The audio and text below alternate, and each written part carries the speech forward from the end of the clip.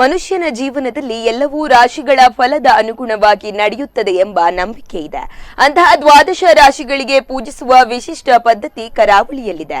ಅದೇ ರಾಶಿ ಪೂಜೆ. ಇತ್ತೀಚೆಗೆ ಕೊಡೂರಿನಲ್ಲಿ ನಡೆದ ಈ ಪೂಜೆ ಹೇಗಿತ್ತು ಅಂತ ನೋಡೋಣ.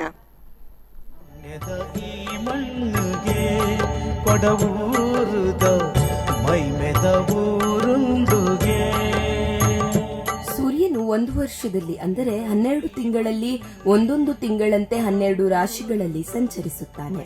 ಅರ್ಥಾತ್ ಸೂರ್ಯ ಉದಯಿಸುತ್ತಾನೆ. ಹೀಗೆ ಸೂರ್ಯನು ಉದಯಿಸುವಾಗ ಒಂದು ರಾಶಿ ಇದ್ದರೆ ಕ್ರಮವಾಗಿ ಸುಮಾರು 2 ಗಂಟೆಗೆ ಒಂದು ರಾಶಿಯಂತೆ ಮರುದಿನದ ಸೂರ್ಯೋದಯದವರೆಗೆ 12 ರಾಶಿಗಳಲ್ಲಿ ಸಂಚರಿಸುತ್ತಾನೆ.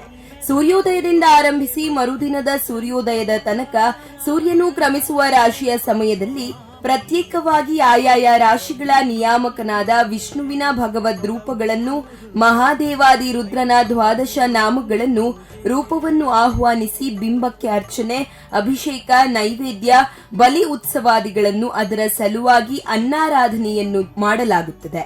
ಹೀಗೆ ಪ್ರತ್ಯೇಕವಾಗಿ ಅಹೋರಾತ್ರಿ ಪರ್ಯಂತವಾಗಿ ಭಗವಂತನನ್ನು ಆರಾಧಿಸುವುದೇ ರಾಶಿ ಪೂಜೆಯ ವೈಶಿಷ್ಟ್ಯ.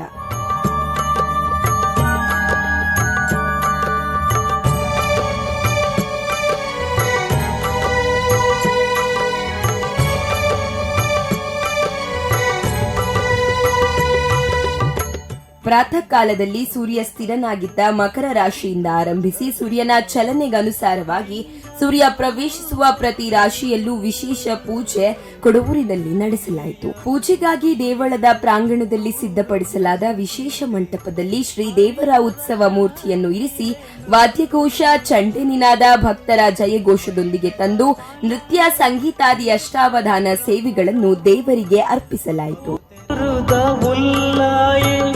ಶಂಕರ ನಾರಾಯಣ ಸ್ವಾಮಿ ಪುಣ್ಯದ ಈ ಮಣ್ಣಿಗೆ ಕೊಡವೂರುದ ಮೈಮೆದ ಊರುಂದುಗೆ. ವಿಶೇಷವಾಗಿ 24 ಗಂಟೆಗಳು ಆರೂರು ಶ್ರೀ ವಿಷ್ಣುಮೂರ್ತಿ ತಂಡದಿಂದ ದೇವಳದ ಒಳಾಂಗಣದಲ್ಲಿ ಸಂಕೀರ್ತನೆ ನಡೆಯಿತು. ಗರ್ಭಗುಡಿಯೊಳಗಿನ ಶ್ರೀ ಶಂಕರನಾರಾಯಣನಿಗೆ 12 ಹರಿವಾಣದಲ್ಲಿ 12 ರಾಶಿಗಳ ಉಬ್ಬು ಚಿತ್ರ ರಚಿಸಿ ಅಲಂಕಾರ ಮಾಡಲಾಗಿತ್ತು. ದೊಂದಿ ಬೆಳಕಿನ ಈ ರಾಶಿ ಪೂಜೆಯಲ್ಲಿ ಛಾಯಾಚಿತ್ರ ಸ್ಪರ್ಧೆಯನ್ನು ಏರ್ಪಡಿಸಲಾಗಿತ್ತು. ರಾತ್ರಿಯ ಧಾರ್ಮಿಕ ಸಭೆಯಲ್ಲಿ ಪಲಿಮಾರು ಮಠದ ಶ್ರೀ ವಿದ್ಯಾಧೀಶ ತೀರ್ಥ ಶ್ರೀಪಾದರು, ಶ್ರೀಕಾಂತ ಬಾಯರಿ ಪ್ರವಚನ ಆಧಾರಿತ ಲೇಖಕಿ ಪೂರ್ಣಿಮಾ ಜನಾರ್ದನ್ ರಚಿಸಿರುವ ರಾಶಿ ಪೂಜೆಯ ಕುರಿತಾದ ಪುಸ್ತಕವನ್ನು ಬಿಡುಗಡೆಗೊಳಿಸಿ ಆಶೀರ್ವಚಿಸಿದರು. ಸ್ವಾಮಿ ಸನ್ನಿಧಾನ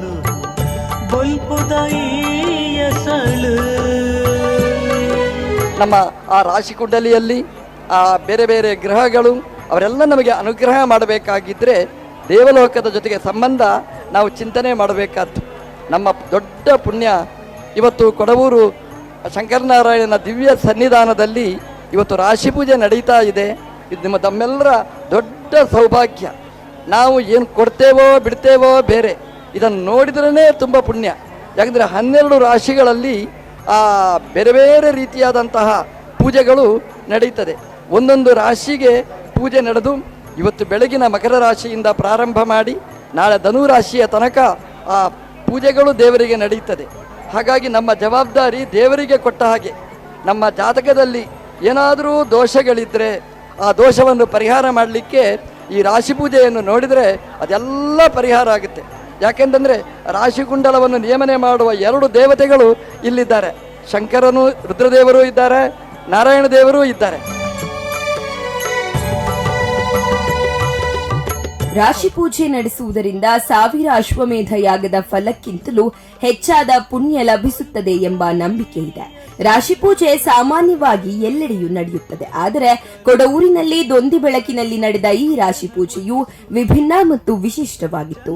ಸಾವಿರಾರು ಭಕ್ತಾದಿಗಳು ಭಾಗಿಯಾಗಿ ತಮ್ಮ ತಮ್ಮ ರಾಶಿಗನುಸಾರವಾಗಿ ಸೇವೆ ನೀಡಿ ಕೃತಾರ್ಥರಾದರು. ನ್ಯೂಸ್ ಡೆಸ್ಕ್, ಸ್ಪಂದನ ಟಿವಿ, ಉಡುಪಿ. ಪರಮೇಶ್ವರ ಶಂಕರನ